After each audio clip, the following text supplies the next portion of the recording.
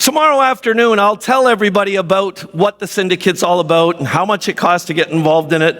What's really neat about it, what makes it a very unique program, is it's a mastermind group. And what I mean by that is, if I take a look at all of the different experiences and expertise that I think I've built in my business over the years, I think fundamentally my ability to fundraise and raise money is very, very unique in the real estate industry. And it's because my ability to fundraise, I actually do it different than everybody else because I also have a 20-year history of digital marketing. And so I pushed the envelope and created entirely new systems for fundraising in Canada where we raise all of our money online through social media, through running ads, through simple posts on a Facebook page. And what I love about what I've figured out is that every one of the strategies I use, we run these strategies through our compliance people, through actual securities lawyers to make sure we're doing everything legally and ethically the right way, and it freaking works. So what I'm telling everybody here is that for all of you this morning that said, the hardest thing that you're going to have to do if you're going to build a business is literally figure out how to raise money and how to get the money you need. Here's my question to you. What if there was a mastermind community that you could join with hundreds of other real estate investors right across Canada? And by joining that community, you get 2 free VIP tickets to come to this event every year for the rest of your life. Wouldn't that be cool? Like you never had to pay for these again and you could come to them all. How many people think that would be cool? Can you guys feel like every time I get up here and start talking, it's like we're playing golf again? I just felt like, and here's Tiger Woods strolling up onto the tee. But not just that. Oh, yeah. All right, let's try it again. Would that be cool or what? All right. But listen to this. One of the other things that I've done that's really unique is I've built a list of 7,000 lenders in Canada who are willing to lend us money to do deals like I showed you earlier, to lend you all the money to buy houses to flip, to lend you all the money to renovate the properties. I built this massive list and they give me all the money I do that. And the best part about it is I not only built the list, but I partnered with Felicia Harmon, who's out there at the table, and she's a level 2 mortgage agent, and she does all the mortgages. So if you join the syndicate and you need money to do anything, we have that money for you. You never have to worry about raising money again. How many people here, by a show of hands, would be interested in joining a community where you had people that would help you, you had access to all the training you needed for the rest of your life, and you had access to support to get all the money you need to do real estate deals for the rest of your life? How many people would like to be part of a community like that? To be honest with you, we're not accepting any new members, but I thought I'd tease you a little bit with it. No, seriously. Oh, okay.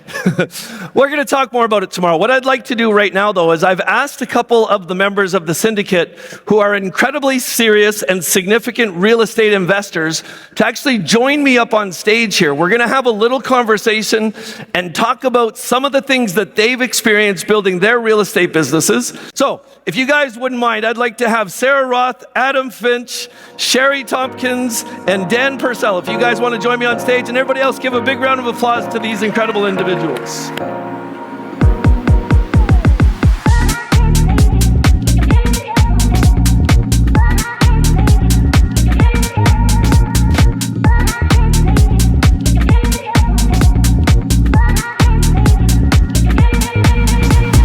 So what I wanted to do for everybody's benefit, we're going to have a conversation and we're just going to dig into their minds and their experiences. I'll get them first to introduce themselves and tell you guys a little bit about what they've done individually in real estate. And then I've got a couple questions that we're going to ask them.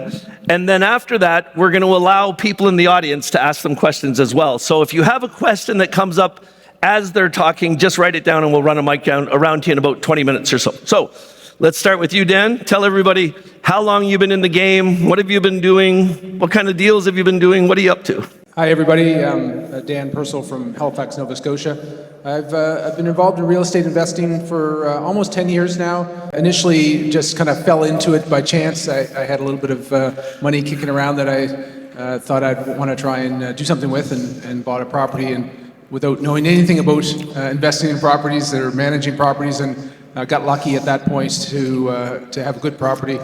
Learned quite a bit the hard way through those first few deals, and then came across Ken probably 6 months or so ago, Ken. Yep. And immediately loved to hear what he had to say and joined the syndicate the same day. And it's really kind of upped my game, really more from a focus standpoint and being involved and surrounded by the community that Ken's put together. And so I'm really excited about my future in real estate investing. And now Dan and I are buying a funeral home together.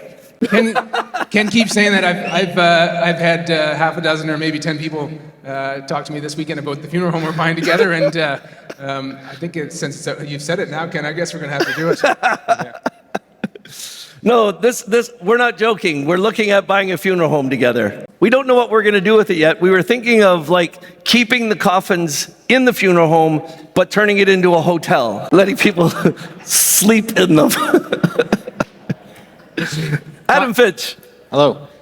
Yeah, my name's Adam Finch from Kitchener, Ontario here. I've been in construction for over 20 years. I started framing houses in high school. I wasn't ready to work full time and my mom was going to start charging me rent, so I went to college for architectural engineering, which was an amazing thing to learn how to. I always want to be in construction and renovations, so learning the basis of how to actually design a building was an amazing experience. I started working for a general contractor, became a licensed carpenter, site supervisor, ran my own renovation company for a number of years. COVID hit, so I jumped back working for a large general contractor, did a couple high rises in Waterloo, and now I specialize in project scheduling.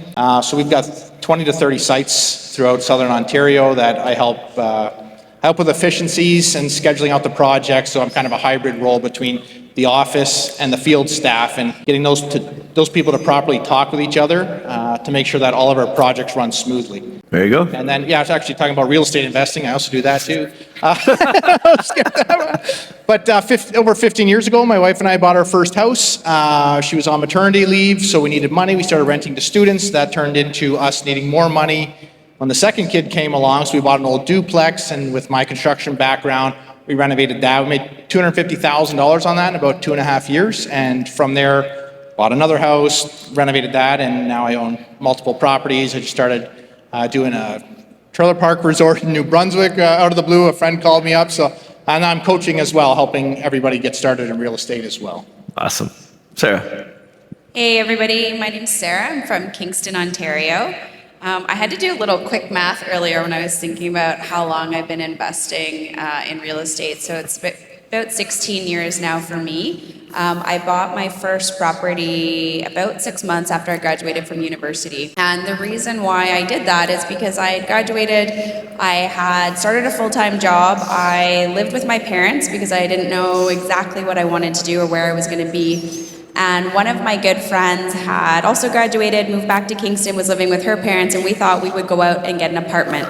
We didn't want to live with our parents anymore, we wanted our independence back, and we started to go apartment shopping, and I realized really quickly to get a nice 2-bedroom apartment in Kingston, even at that time, was about $1,800 a month, and that was expensive. And I said to Jessica, my friend, I said, you know what? I think if you can be a little bit patient with me, I can buy us a house and it will be cheaper for both of us to live there. So she agreed. I started hunting for property, and I ended up buying a 4-bedroom Victorian row house in downtown Kingston. And I renovated the place. It had been a student rental. And one of my favorite parts about this property was it had a lot of carpet, and you could tell like it was pretty shabby when you walked in, and the students who were living there said, oh yeah, sorry about the carpet, the vacuum broke a year ago and we've been raking it. Doesn't work quite as well. They actually said that to me when I was walking through with my agent. I will never forget that. So bought the house, renovated it. Jessica and I moved in, and then I invited 2 other friends to move in. And before I knew what house hacking was, I was house hacking, and I realized how much money I could make off of rental income, and how much I had appreciated the value of this property by sort of, it wasn't quite a gut job, but by doing all of the important things we'll talk about tomorrow in terms of creating lift. And then I was hooked. So I started buying single family homes, duplexes, smaller properties. buying, renovating those, holding some, if the cash flow was good for rental, selling some to put capital in my pocket. And then a few years ago, I made the decision to get into commercial real estate. And now I'm working on developing a historic hotel in downtown Kingston into luxury apartments. And for me, doing the restorative work to these beautiful properties is part of the joy in real estate investing for me. And that doesn't appeal to everybody, but it's one of the things that I really like, to breathe new life into things, which is what Creating Lift is. And I look at things that are historic sometimes in nature, and how can we give another 100 years through property? Awesome. Sherry. Hi, my name is Sherry Tompkins. I've been in the real estate industry for 30 years, but I started... Since you were 2 years old. yeah, something like that. Mostly I started as a function of business. I've been in business my whole life, different businesses, and as the businesses, I don't like to pay rent, so I'd buy the buildings, and as we grew, we'd move on and I'd sell the buildings. So I bought and sold commercial property, but for the business property. And then eventually when I sold the businesses, I started doing it what I call more purposefully, just for real estate. So I just decided I wanted to learn every possible way there was to invest in real estate, and I was really quite surprised how many ways there were. So I started trying them. So I have long-term rentals. I just finished a short-term rental. I'm flipping another cottage product. I have flipped raw land where I buy farmland, sever off properties. I'll be building houses on those properties next year. I also am a lender, a mortgage holder. So I've done a lot and I'm currently investigating really more multifamilies, apartment buildings. So I've tried out many of the different real estate venues. Okay, so there's 3 questions I have. I want to tell you all 3 of them now, because one of them you're going to have to do some thinking, and then we'll start at the beginning of them. So I'd love to know from each of you, what's your favorite real estate deal you've ever done? Which should be pretty easy to figure out. Everybody always has one that went really well and you made lots of money. Then I want you to tell me about the worst real estate deal you've ever done, because I think people can really learn something from that. And then the one I really want you to think about is, if you look back at your whole career and you could start again, what was the one thing you'd do different if you had done that and done it earlier, it would have made much more of a difference. And the answer cannot be, I would have started younger. Something better than that. So let's start off with the easy one. What's the best real estate deal you've ever done? We'll start with Sherry and come back this way. Well, it's a property I still own. It's a long-term rental. And I had bought a long-term rental, and I went to meet the real estate agent at a place she was showing, signed some paperwork. And I walked into this house, and it was an old Victorian house in Belleville, and it was, like you said, they're just beautiful. The huge baseboards and the window trims, and it was all original. And the person who had owned it was actually the assistant district attorney for Belleville, and she had already moved. So she had bought a place on the water, and so I just fell in love with this. Like, I came there to sign a deal on a separate house, and I fell in love with this house, and so I just threw off a number at the real estate agent, and she looked at me like I was crazy. I said, just try it. And because this woman now had 2 houses and didn't want to, she sold it to me. But it was just, so I bought it first way under value. Secondly, then it had an addition, which I turned into a second unit, and I still own this house today. And it just was this it felt like it was a gift to me that I just happened to walk in that way. So that's why it's my favorite. Awesome, thanks. So my favorite property is also a long-term rental that I still own. And it was one that I bought early on in my real estate days. And everybody I loved and respected and looked up to in my life told me not to buy it. And I decided to buy it anyways. Because in my mind, and when I worked through the numbers, and when I had a vision for the place, even though it needed a tremendous amount of work, it worked. And I could see through, sort of the slanty floors and the disgust and the neglect of the property to something that I thought could be really useful and functional again. And probably like the favorite part for me was, we started to get, me and those around me who were watching me do this project, probably 75% of the way done construction, when things were coming back together, you could actually see what the end product was starting to turn into. And then all of a sudden, it wasn't my project. I had my parents saying, oh yeah, us, yeah, this is great, we love this. And one of my longtime mentors is also the same age as my dad. He in my early days, he was my rowing coach, but he's actually a home builder and developer in Kingston. And he told me not to buy this house. He could not see the way through it the way I could, and we still joke about it. I don't know, I guess we're 14 years later or something like that now.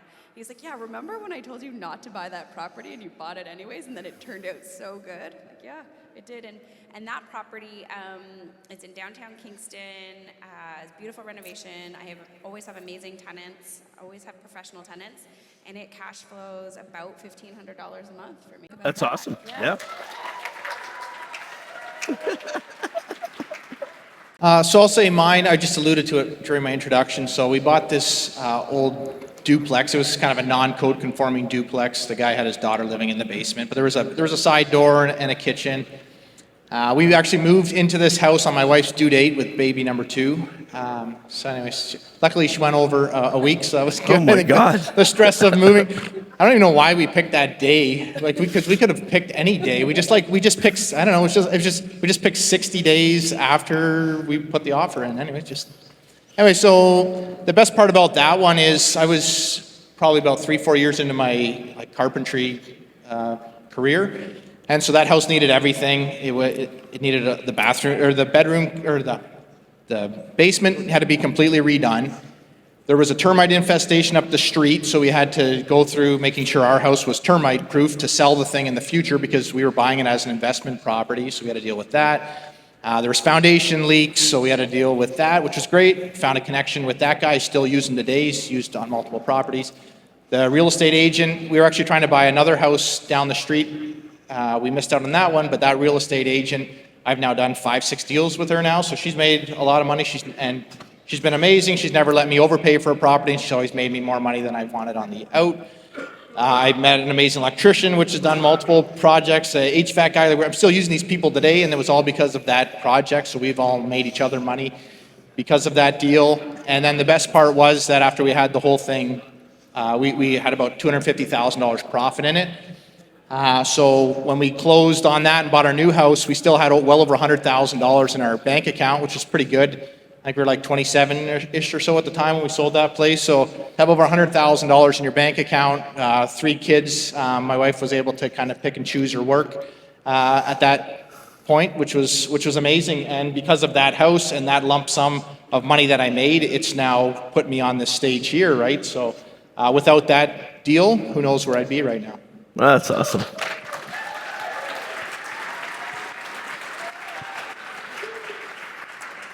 Favorite deal? So I guess I would have to say my favorite deal would be my first deal, just because it started this journey of real estate investing.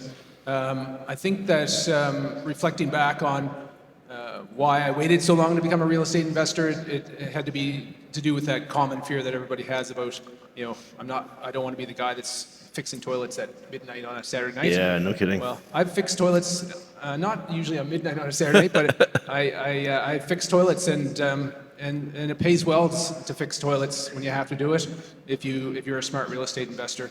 The first property I bought, I was really clear about what I wanted, and I defined that, in terms of a geographic location, the type of property I wanted.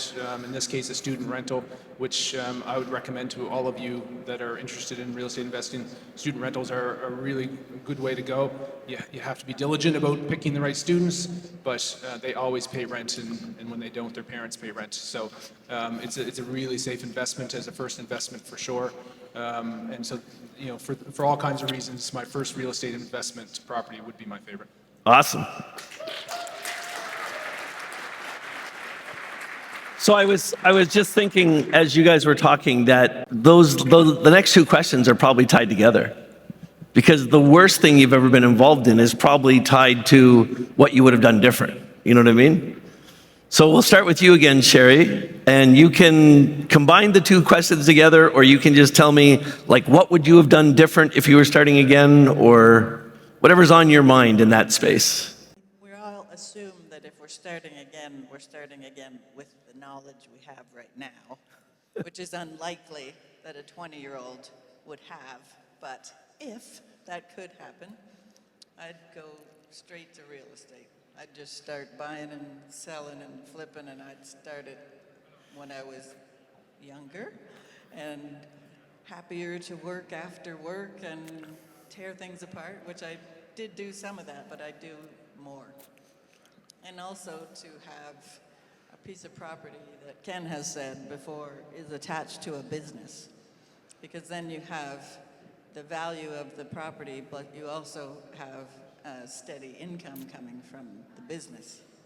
So that is probably what I do differently. For me, it's if I could go back, there are properties that I didn't buy because I didn't pursue them hard enough or fulsomely enough. I would see a good deal, do the numbers, maybe try and find an investor or lender, and in a couple of situations, couldn't really figure out how to make it work, or couldn't get the investor lined up, or things along those lines. And I still drive around town past those places, and I think, mother trucker, why didn't I figure it out? I wish I had. Like, there's one that.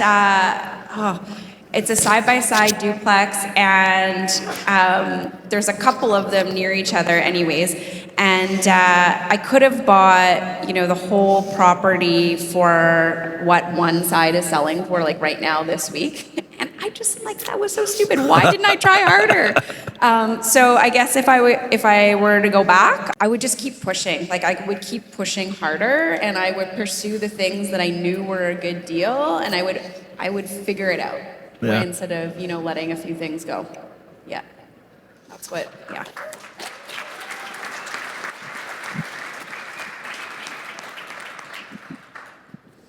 It was a good deal, turned into a bad deal, turned into a good deal, turned into a bad deal. Anyway, but I've got this duplex property, which anyone who's talked to me, so this is actually why I ended up joining Ken's syndicate. It was about 22 months ago or so, and we were out of money to finish off a duplex property. So if all the numbers worked, great, and then they jacked up the interest rates so much, within 6 months, and we went from 2.8% to 6.8% on our variable mortgage. And because of that and the debt that we pulled out of our house, couldn't refinance our house, and it was close to actually losing both properties. But we're talking a little bit about mindset here, and the whole thing is when your back's against the wall, how do you react? And I kept seeing this guy's Facebook posts for weeks on end, and I'm like, who is this guy, and why is his Facebook ads there? And so I click on the ad, and we had a piece of property we wanted to build a cottage on. This guy's talking about short-term rentals, this and that. And then there's some other things, maybe, you get network with people who've got money. So anyways, that's how we ended up coming to his event. Joining the syndicate with literally the last $10,000 we had on the line of credit. And so what turned out to be a really bad deal where we didn't have money to finish it. People in the community had great advice on how to do, blanket mortgages and all this stuff that I didn't even know existed. Deal came, so we were able to refinance the property. Everything was good. Had a couple tenants in there. It was all right. Then I got one tenant in there who lost her job 2 months in. Their boyfriend kept paying all the money for the rent, but she wasn't passing it on to me, which was a big surprise. And so $25,000 later, she was finally evicted forcefully, and the boyfriend was just bewildered because, again, he thought that she had paid me off and everything was good, right? So, and now it's okay, because with that, our back's against the wall, $25,000. How do we recover $25,000, right? A friend of mine, a connection that I made, he does ADUs, so we're planning to build an ADU in the backyard. Once I do the full refinance, there'll be enough profit coming in. The $25,000 that I lost will get incorporated into the property. Technically, it's a write-off as well for the debt. So what was a bad deal is a good deal. And anyways, in the end, it was the best part is the fact that I was able to learn so much out of it. It forced me to figure out how can I get that money. I joined the syndicate. Here I am talking to you guys, and now I'm helping change several lives out there. I got one-on-one coaching. I got you guys coming to my coaching calls every week. I'm coaching here with Sarah. So so really, I mean, is it really ever a truly bad deal? If you wake up in the morning and you're still alive? That was one thing that I learned, right? Gratitude. I wake up every morning, look outside, and I'm still alive, and my family's still alive. So, is it really bad, right? Yeah. I love it. I love it when I get him to tell that story, because he's basically saying the syndicate saved his house. Woo! So yeah, I think I'd agree with Adam. I don't know if I have a bad deal to talk about. I have done lots of deals that I've learned lessons in. Probably the biggest and earliest lesson I had was it was probably, I guess it was my fifth or sixth real estate transaction. I had made a conscious decision that I wanted to move my real estate investing out of province because of my commitment or obligation to feel like I had to be the guy fixing the toilets for the investments I had in my community. So I purchased a property in New Brunswick, which if you know the geography, it's the property was about a 5 or 6 hour drive away from where I live. So I thought, there's no way I'm going to fix toilets there. Anyway, it was a strong cash flowing property. Or so it showed on paper. The tenant profile of that property wasn't great, and so although if tenants paid rent every month, it would cash flow. Most of them didn't, and lots of them would leave in the middle of the night and leave me with their stuff. And so I think it's important. The lesson I learned from that is cash flow is a good thing to have, but you really have to understand your tenant profile in those kind of those cheap properties to buy. They're usually cheap for a reason. It's not because they have a good tenant profile. And anyway, the good news story about that property is I sold it a year after I bought it, made $250,000 on the sale of that property. So it was a good news story for sure. All right.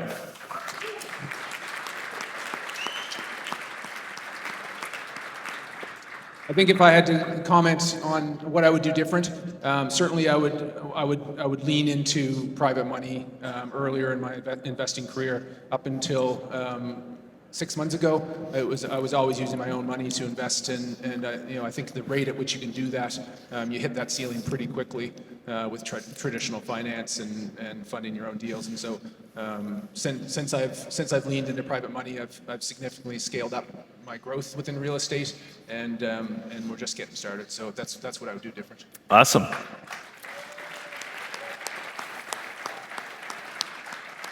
Hey, I forgot to tell you guys, the 5 of us are incredibly photogenic. And so if you're looking for a picture to take with the hashtag, go ahead and take it now. We'll just pose here for a second. I'm not bashful at all, am I? All right, let's talk about mindset. I obviously get to talk to hundreds of real estate investors every week. And just in simple conversations, it becomes so freaking clear to me that some people's minds are just messed up. They think negatively. They are almost sabotaging their own forward progression by the way that they think. And one thing I can say, knowing you guys all personally, is that you've got control of your minds. You figured that out in your journeys. And so I guess my question to you, and we can, whoever wants to answer first, just go ahead. What is your advice around mindset? How important is it? And how do you train your mind? How do you get your mind into the right place? Because listen, we can make a real bad mistake doing this event and making real estate sound easy. This is not freaking easy. This can tax you. This can put you on your knees. This can humble you. How do you keep your head in the game? Well, I'll start, I guess. There's a quote by Henry Ford that says, whether you think you can or you think you can't, you're right. And so the way that I try to keep my thoughts on track, the track that I choose, is to just try to listen to myself talk. Really hear the words that you say, that come out of your mouth. Because when I'll maybe slip and say something in a negative way, then I'll hear it and I'll go, no, that's not what I want to say or what I want to feel. So to pay attention to your words, but your words actually come from your thoughts. So you actually have to back up more than that and really track what you're thinking. What are you thinking? And is it something that ends up in a positive way that you want, or is it something that you're imagining the worst possible scenario? And just keep track of that. Keep a monitor on your thoughts. And the other thing that I think is really vital is people talk a lot about health and what you feed yourself, the type of food that you put into your body and how important it is. And I think everybody accepts that that's true. That doesn't make it easy, but they accept that it's a truth. But it's equally true that it's vitally important what you feed your mind. That means, what kind of TV shows are you watching? What kind of books are you reading? What kind of people are you hanging out with? What are the conversations that you're sitting in and participating in? All of those things are the things that you are feeding your mind, which turns into your thoughts, which becomes the words that come out of your mouth, which becomes the actions you will or will not take. I'll just speak on, a little bit about, it's a mindset as well when you're getting into real estate investing, also kind of, a lesson learned that I had. And that's for anyone here who's a contractor, put your hands up. Yeah, contractor, see a bunch of us. And when you look at a house, you probably say, sweet, I can do that for so cheap and get her done. Which is great, that if you can do that and that's your full-time job and you can concentrate, 7 to 5 every day on that. But if you're also holding a job and you want to get into real estate investing, you're a contractor, you have to flip that mind switch that you can't be the contractor anymore, you got to be the business operator. You guys, if anyone follows me on social media, I just talked about this on one of my posts, that do you want to be the CEO or do you want to be the guy that's cleaning the floors, right? And it's kind of funny, I was just cleaning out my rental property and there we are cleaning the floors. But that's a one-day turnaround. I brought my son there and it was the first time he's actually using a power drill. He didn't understand the difference between a Robbie and a Phillips bit. I gave him 2 drills and he didn't know why the one wasn't coming out, right? I'm like, here you go, wrong drill. But so some of that stuff, it's good. It's good to get your hands dirty and do some of that stuff. But if you truly want to grow in this business and you used to be a contractor, use the mentality that you used to have for working hard and making sure that you're doing a quality job. Now you're going to do that, building a quality business. And instead of sitting there crawling around your hands and knees trying to install flooring, you should be out there networking at events like this, right? So how many of you are in construction and today you're here networking, right, to grow your business? So that's, bonus for you and good for you that you're doing that. Because it was a great quote I heard this week that the opportunities you're looking for are in the conversations you haven't had yet. But also the answers you need are in the conversations you haven't had yet with those people that are looking for those opportunities. So this is amazing. I mean, you guys are all in the right mindset right now, especially because you guys paid the VIP to be here for this bonus day and learn all this extra stuff. Yeah. I think for me, when I think about mindset, positivity and possibility feels way better than doom and gloom and fear and scarcity. And when I finally figured that out, I became the best version of myself, which has always been a, a happy, bubbly, go lucky person. But the reality is in real estate investing, you are going to run into problems and challenges, and there's going to be hiccups, and there's going to be things that come out of nowhere, and there's going to be things that come up and you don't know the answer right away. You don't know how to tackle the problem. So when you can approach it from a place of positivity, that there is going to be a solution even if there isn't one right now, I have found that to be tremendously helpful. And one of the sort of approaches that I take to problem solving and solving challenges, it comes with a little story. So on my finger here, I have a ring, and it's got a buffalo on it. And I heard a speaker talk once about some places in the Midwest where cows and buffaloes exist in the same fields. And this speaker went on to talk about the difference between cows and buffaloes in storms. And essentially, what happens is when a storm comes, cows will turn and they will run in the same direction as the storm is moving. Okay, so the cow ends up staying in the storm for a really long time because they're going full speed with the storm. Buffalo, on the other hand, will stand, and as soon as the storm sort of approaches to where they are, they'll turn and they'll run directly into the storm. And then they'll get through it really quickly. So the analogy there is that when you're faced with a problem or a challenge, if you can turn and face it quickly and take action instead of maybe getting caught up in fear, you're going to solve the problem or a challenge a lot easier and a lot more quickly, and you're going to be able to move forward and keep going and move on. If you're like the cow and you start running with the storm, you're not addressing the problem or you're letting something go, it's going to get bigger, it's going to get worse, way worse before it gets better. So I wear this ring every day as a reminder, when there's something tough or there's a challenge or I'm not sure, to turn, face it, and run into it instead of running away from it or being fearful of what the outcome might be. And one of the other sayings, I guess, that I like and I think about is that action, even if it's sloppy, messy action, is better than no action at all.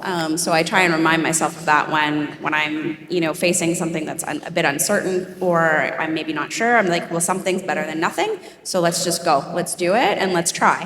So if we don't try, we'll never know, right? And we'll never live to our full potential. Awesome. I didn't time this very well. We have 2 minutes and 50 seconds left.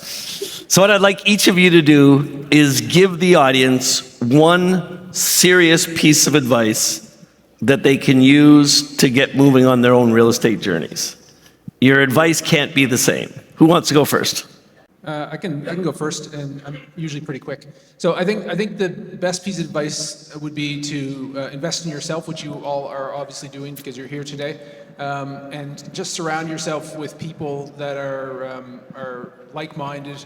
In the community of real estate investing, I always prefer to invest to surround myself with people that are smarter than I am, and that's not that hard to find most days. So just be in the community of people, or around the community of people that you want to that are successful in the areas that you want to be successful in. Yep.